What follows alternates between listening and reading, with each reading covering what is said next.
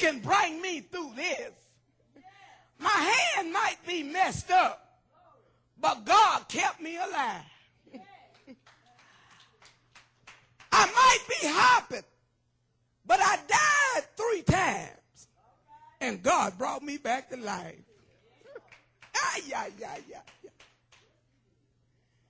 See, every time you think God ain't finished the work, but God finished the work.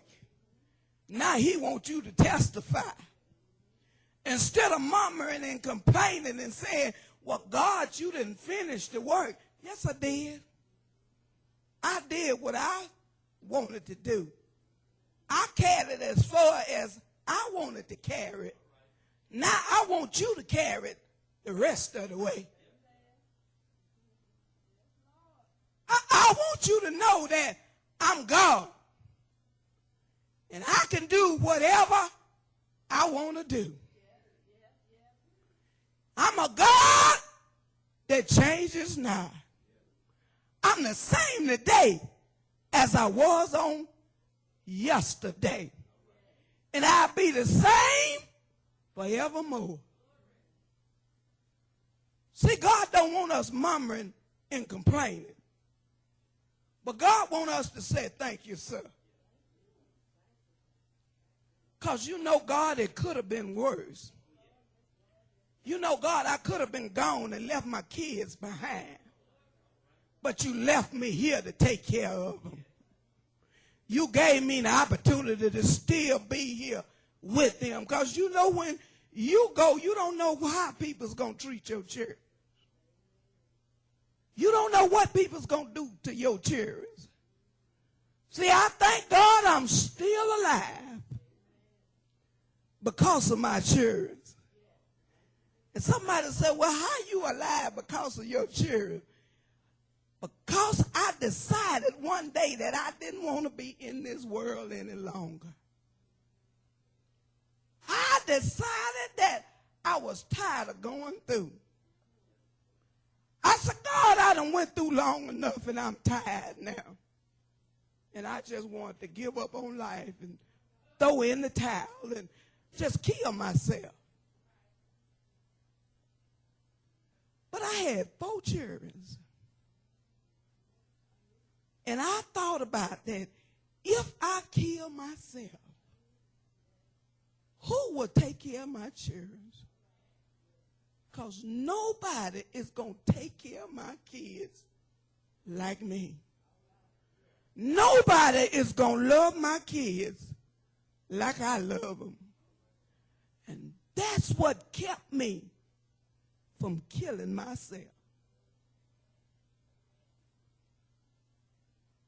I'm still here because God blessed me with 4 kids.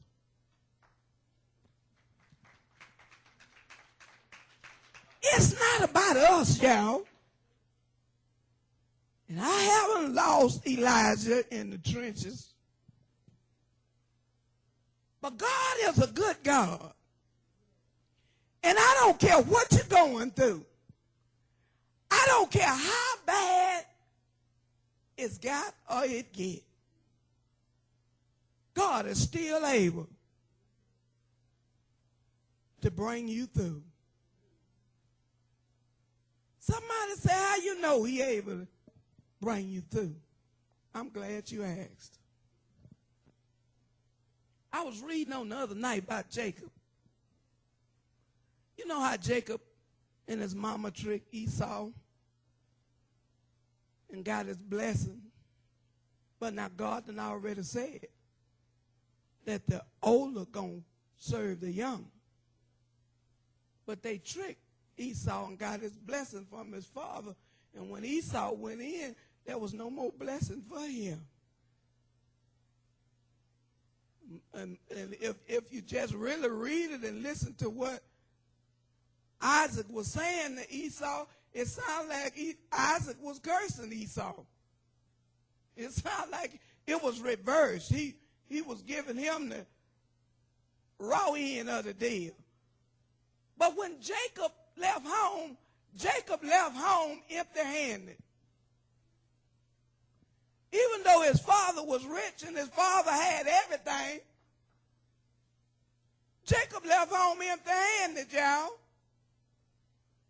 And he went to his mother's brother's house. But before he got there, he ran into Rachel. And he said, Rachel is a beautiful girl. And he fell in love with Rachel at the well.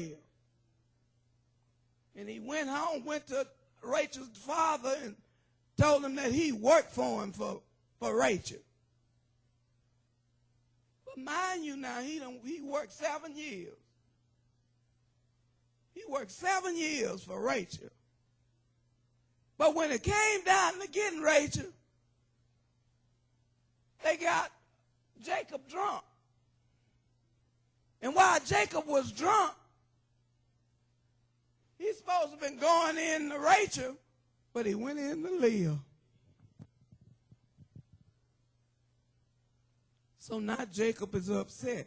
But you realize that everything Jacob's hand touched, it increased. That's why I hear the abundance of rain.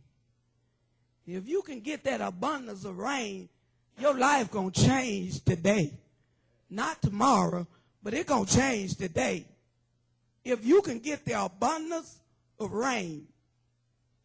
See, rain represents increase.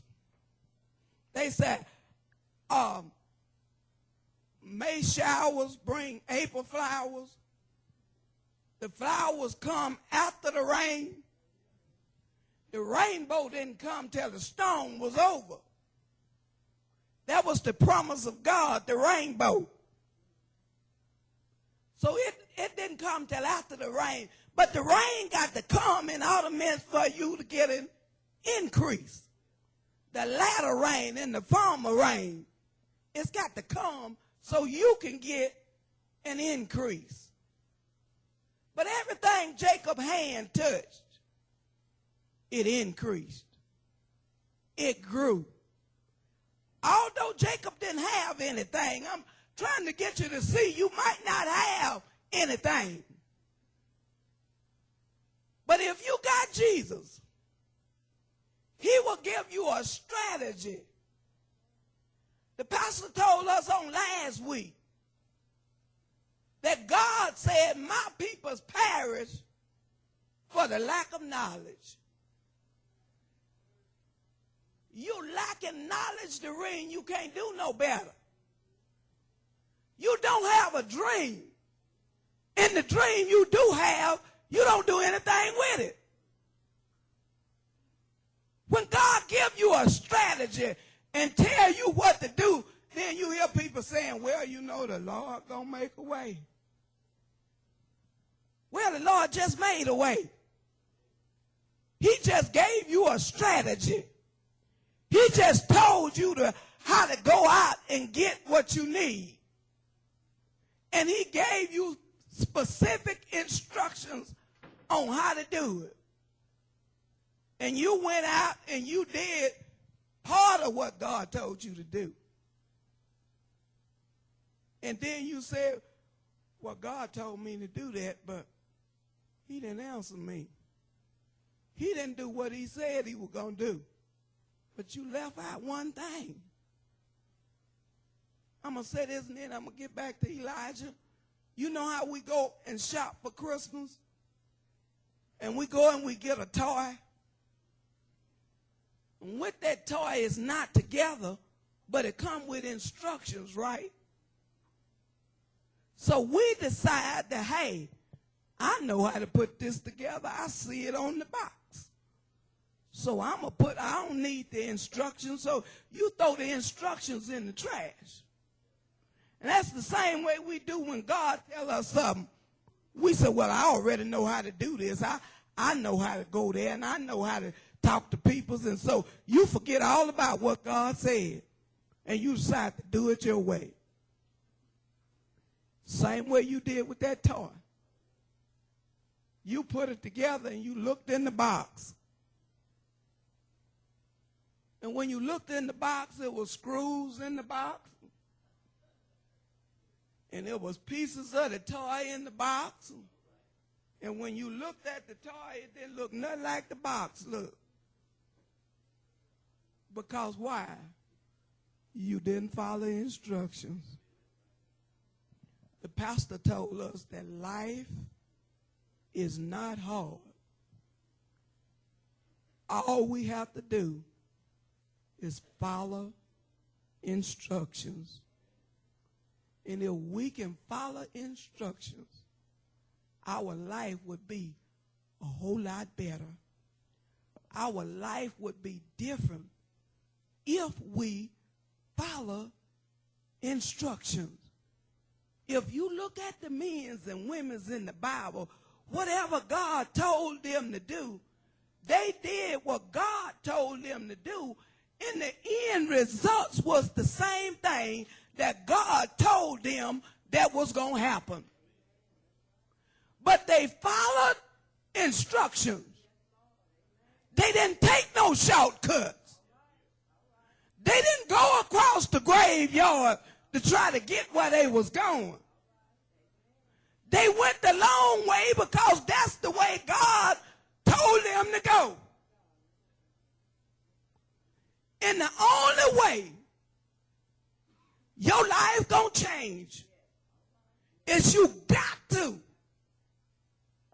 beyond a shadow of a doubt, you got to follow instructions. You can't follow 2 or 3 instructions and then skip and go down there to the bottom and say, I'm tired, I need to get to the bottom of this. Well, when you get to the bottom, you still ain't at the bottom because you left something out.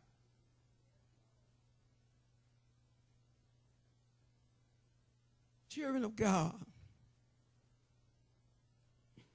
if you don't hear anything else I say today, please learn to follow instructions. Please. Life is not hard if we just learn how to follow instructions. God told Abraham to kill his son. What did Abraham do? He followed instructions. Abraham's son asked him, said, now, I see the fire and I see the wood. He said, but where is the sacrifice? And Abraham said, God will provide. If we understand that if we follow instructions, God will provide. God will prevail. And God will bring you out. God will deliver you. God will make you whole. God will set you free. God will make a way out of no way. You say, I don't have a job, and they say they don't have a job for me, but God will make a job for you. Glory to God. But I'm going to wrap it up with Elijah. Because Elijah was able to follow instruction. Elijah believed in God. Elijah knew that God was who he said he was. He didn't have no doubt that God was going to bring him out. After him making mockery of Baal's men and telling them to call on their God a little bit louder because he must be in a foreign country. But Elijah put his sacrifice in the trenches and poured water on it. See, when you got God in it, you might not have very much, But if you put God first,